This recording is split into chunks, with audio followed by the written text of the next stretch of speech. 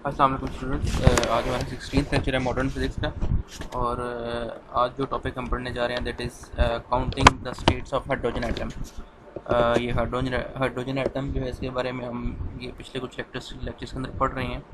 और last lecture के अंदर हमने पढ़ा था जो है वो स्पिन एंगुलर मोमेंटम के मुतालिक जो है, और इलेक्ट्रॉन का जो स्पिन है वो किस तरह कैलकुलेट करते हैं, वो हमने पढ़ा था।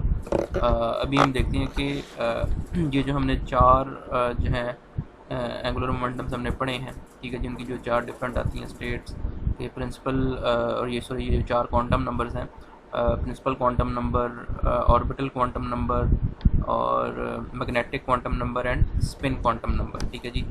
तो ये चार जो है वो क्वांटम नंबर्स हमने जो अभी तक पढ़े हैं, principal, orbital, magnetic and spin quantum numbers, ठीक है जी। ये जो है किसी भी हाइड्रोजन एटम के अंदर जो स्टेशनरी स्टेट्स हैं उनको जो है वो ये डिफ़ाइन करते हैं। और ये जो क्वांटम नंबर्स हैं ये आए कहाँ से हैं, ये भी हमने देखा था कि ये जो क्वांटम नंबर्स हैं इनको जो है वो these have emerged from the solution of the Schrodinger wave equation, ठीक है जी। ये जो पहले तीन थे वो श्रोडिंगर वेव इक्वेशन से आए थे, और जो लास्ट वाला था उसके लिए डायराक इक्वेशन भी जो है उसकी हेल्प से भी इसको जो है वो कैलकुलेट किया गया, ठीक है जी।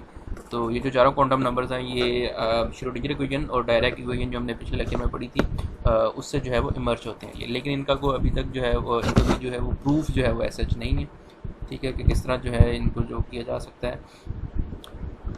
इसको हम जो है वो एक एग्जांपल से समझते हैं कि अगर आप किसी हाइड्रोजन एटम के अंदर जो है वो नंबर ऑफ़ स्टेट्स कैलकुलेट करना चाहते हैं, क्योंकि आपको पता है कि एटम के अंदर जो है वो शेल्स भी होते हैं, सब शेल्स भी होते हैं, उनके आगे फिर जो है वो सब शेल्स होते हैं। तो वो हम जो है वो टोटल नंबर अगर हमने कैलकुलेट करना हो कि टोटल कितनी स्टेट्स हैं हाइड्रोजन एटम के अंदर, तो वो हम किस तरह कैलकुलेट कर सकते हैं। तो उसके लिए जो है वो हम स्टार्ट करते हैं ये प्रिंसिपल क्वांटम नंबर से।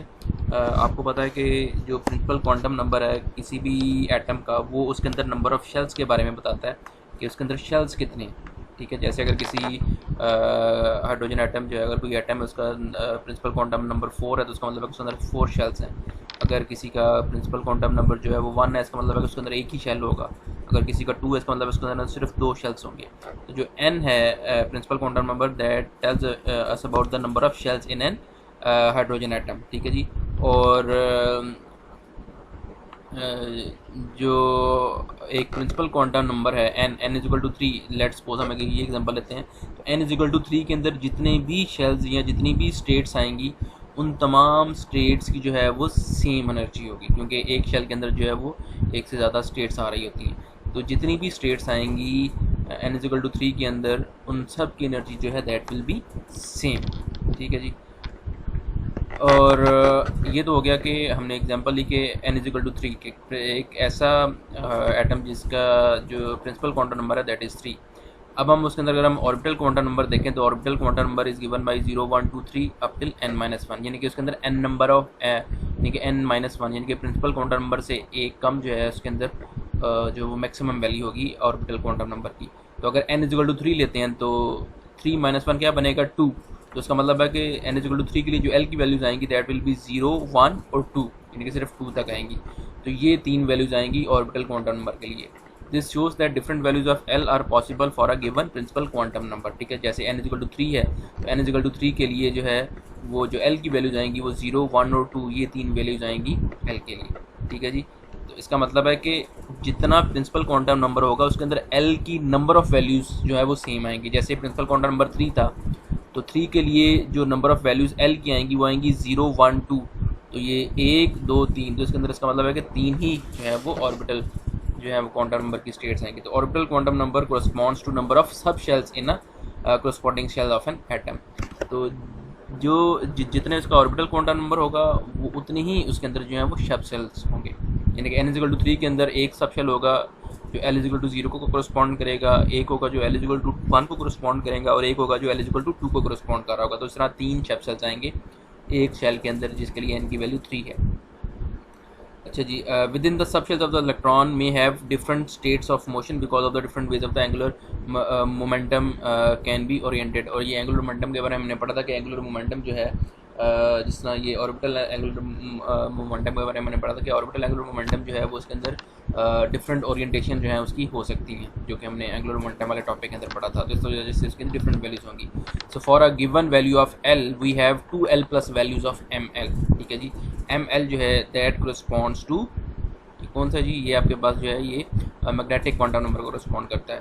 तो एम एल की वैल्यू जो सी है वो आपके पास 2l प्लस 1 है, उसके अंदर होंगी वैल्यूज़ एम एल की। ठीक है जी, for a given value of L. जैसे अगर एल इजिकल टू पीछे क्या था, एल की कितनी वैल्यूज़ थी पीछे एल की वैल्यूज़ आ रही थी अगर हम देखें तो 3 आ रही थी। ठीक है जी, 4 बल्कि। ठीक है, तो यहाँ से अगर हम देखें तो पहले जो है हम ज़रा देखते हैं कि एल इजिकल टू 2 के लिए कितना आएगा। अब देखें इसमें हमारे पास जो है वो एल की तीन वैल्यूज़ आ रही हैं। तो 3 वैल्यूज़ हैं, मतलब अगर 3 सब शेल्स हैं तो हर सब शेल के लिए अलग जो है वो एम एल की वैल्यूज़ आएंगी। तो पहले सब शेल जिसमें एल की वैल्यू 2 है तो वो 2l प्लस 1 है, तो वो कितनी आएगी, वो आपके पास आएगी 5 आएंगी इसकी values. So L equal to 1 के लिए 3 वैल्यूज़ आएंगी, क्योंकि एल इजिकल टू 1 यहाँ पर पुट करेंगे तो 2 इंटू 1 2 प्लस 1 3 बन जाएगा।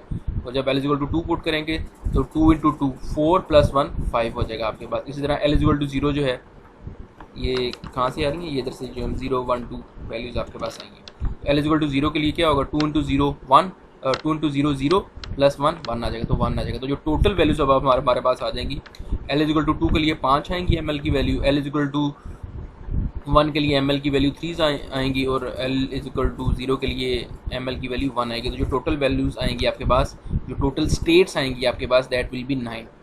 तो टोटल जो है हमारे पास 9 स्टेट्स हो गई हैं आपके पास। ठीक है जी, फॉर एन इजिकल टू 3। अगर हम जो है वो स्पिन एंगुलर मोमेंटम को भी या स्पिन क्वांटम नंबर को भी इंक्लूड कर लें, तो जो स्पिन क्वांटम नंबर है अगर आप वो भी शामिल कर लेते हैं तो उसका इफेक्ट क्या होता है कि आप सिंपली जो है वो डबल कर देते हैं। क्यों? क्योंकि जो स्पिन है वो 2 तरह का होता है, हाफ इंटीग्रल स्पिन होता है, आपको पता है इलेक्ट्रॉन का, ये हमने प्रीवियस लेक्चर के अंदर पढ़ा था, +1/2 और -1/2। तो ये 2 वैल्यूज़ होती हैं। तो इनमें जो 9 आपके पास स्टेट्स हैं उनके लिए स्पिन जो है वो +1/2 होगा और 9 के लिए -1/2 होगा। तो जो टोटल स्टेट्स बन जाएंगी आपके पास वो 18 बन जाएंगी फॉर n इजिकल टू 2। ठीक है जी, और इसी चीज़ को जो है ये इस टेबल में भी शो किया हुआ है आपके पास। ठीक है जी, ये n इजिकल टू 3 के लिए ये कैलकुलेट किया हुआ है इधर आपके पास कि एल की क्या क्या वैल्यू आएंगी, 0 1 और 2। ठीक है जी, और 0 के लिए जो है आपके पास ये टेबल जो है ये सारा जो है वो शो कर रहा है। ठीक है जी, एन एल एम एल और एम एस की वैल्यूज़ को कोरस्पॉन्डिंग और उनके अंदर टोटल नंबर ऑफ स्टेट्स भी जो है वो बता रहा है आपके पास। ठीक है, ये जो 0 वाली होंगी वो 2 होंगी, जो एल इजिकल टू 1 वाले होंगे वो 6 आएंगे और एल इजिकल टू 2 वाले जो हैं वो 10 आएंगे। तो टोटल जो नंबर ऑफ स्टेट्स हैं वो आपके पास 18 बनेगी। इसी तरह एन इजिकल टू 2 के लिए अगर आप टोटल कैलकुलेट करें वो आपके पास 8 आएंगी। इसी तरह जो है वो एन इजिकल टू 1 के लिए अगर आप कैलकुलेट करेंगे तो वो आपके पास 2 स्टेट्स जो हैं वो आएंगे सिर्फ जो थी। अब इसी चीज़ को जो है वो हम एक एग्जाम्पल से भी समझ लेते हैं। ये आपके पास एक सैम्पल प्रॉब्लम है, certain shell has principal quantum number n equal to 4। ठीक है जी, अभी हमने पीछे n इजिकल टू 3 के लिए किया था, अभी n इजिकल टू 4 के लिए है। How many sub shells does this shell contain.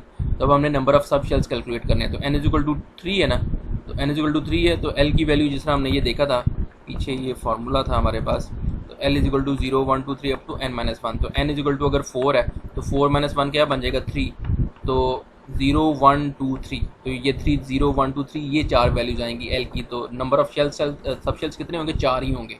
एक सब शेल होगा 0 वाला, एक 1 वाला, एक 2 वाला और एक 3 वाला। So there will be total 4 जो है वो सब शेल्स जो हैं आपके पास आएंगे। तो ये आपके पास देखें, so for n equal to 2 we know that equation 24 वो जो पीछे है, that allowed the values of l equal to 0 1 2 and 3। So the total there is total of 4 values in agreement with the fact that the number of the allowed states of the L for a given n is just equal to n। यानी कि जितना n का number होगा उतने ही सब shells उसके अंदर आएंगे आपके पास।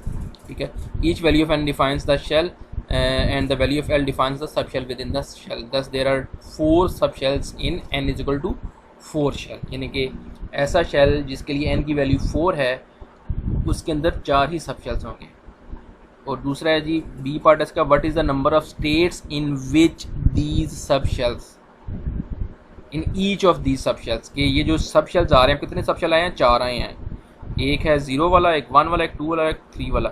अब वो कह रहा है कि इन सब शेल्स के अंदर जो है वो कितनी स्टेट्स आपके पास आ रही हैं।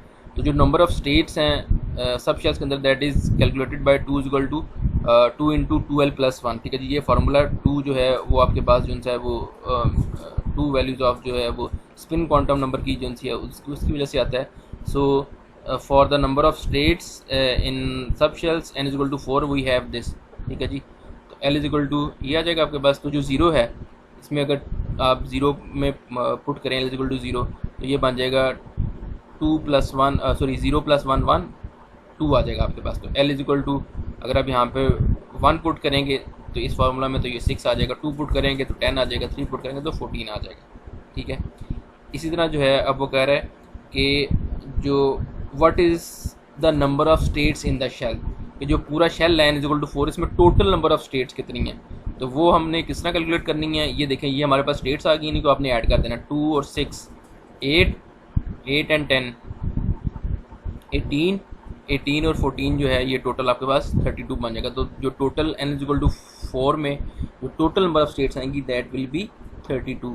और हमने पिछले वाले में जो इससे पीछे जो हमने पूरा पढ़ा है थ्री वाला, उसमें हमने n इज इक्वल टू 3 वाली एग्जाम्पल ली थी, उसमें 18 आएंगे, तो 4 में वाले में जो है वो 32 आ जाएंगी। So this is how this example is done.